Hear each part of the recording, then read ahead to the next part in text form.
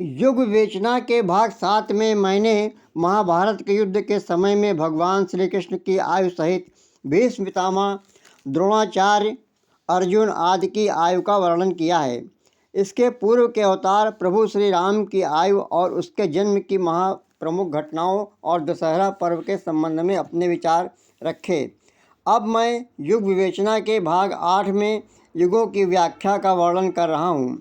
भारतवर्ष में 4 प्रकार के युगों का वर्णन पाया जाता है। नंबर 1 5 वर्षों का युग, नंबर 2 12 वर्षों का युग, नंबर 3 मानव युग, नंबर 4 देव या दिव्य युग। इन चारों युगों में 5 वर्षों का युग तो केवल वैदिक काल में ही माना जाता था। वेदांग ज्योतिष में इन 5 वर्षों के युगों के बारे में इस प्रकार से कहा गया है।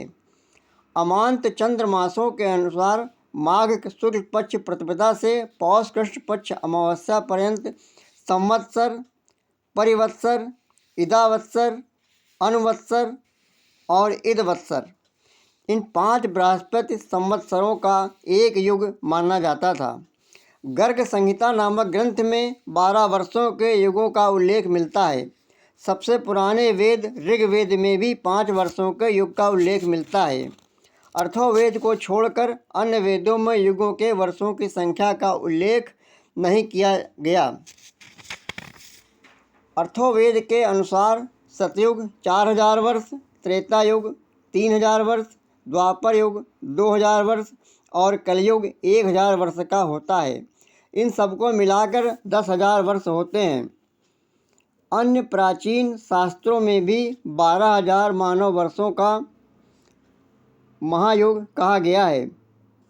महाभारत के आदि पर्व में 1 करोड़ 20 लाख मानव वर्षों का एक कल्प बताया गया है।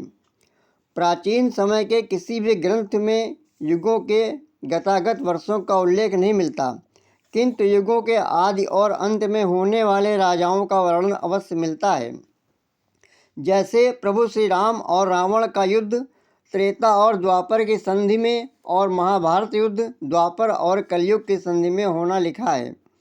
सतयुग के 800 वर्ष, त्रेता के 600 वर्ष, द्वापर के 400 वर्ष और कलयुग के 200 वर्ष संधिकाल माने जाते हैं। इन संधिकालीन वर्षों के किसी भी वर्ष में आने वाले युग के अनुरूप किसी घटित घटना के फलस्वरूप के दिन से ही आगामी युग का परिवर्तन मान लिया जाता था।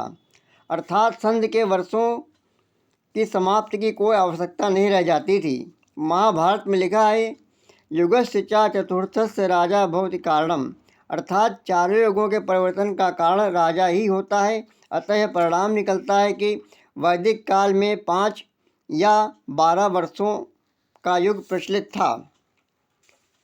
महाभारत युद्ध के समय पूर्व 11,000 और उसके बाद 12,000 मानव वर्षों की युग प्रणाली प्रारंभ हो गई थी। यह प्रणाली महाभारत युद्ध के लगभग 1200 वर्षों तक चलती रही। उसके बाद विक्रम संवत की 5वीं शताब्दी तक युग व्यवस्था छिन्न भिन्न अवस्था में रही। उसके बाद प्रसिद्ध खगोलविद आर्यभट्ट ने एक नई प्रणाली को जन्म दिया। उसी के अनुरूप तथा पूर्व काल में चलने वाली 1200 मानव वर्षों की युग प्रणाली को सूर्य सिद्धांत के रचयिता आर्यभट्ट ने ग्रहों की गति को समझने के लिए लाखों वर्षों वाले युगों की रचना की। आर्यभट्ट ने ही गणित में शून्य और दशमलव प्रणाली को जन्म दिया था। वर्तमान समय में युगों का वर्णन सूर्य सिद्धांत ग्रंथ के आधार पर ही किया जाता है। इन युगों के आधार पर प्राचीन काल की ऐतिहासिक घटनाओं का समय निश्चित नहीं किया जा सकता।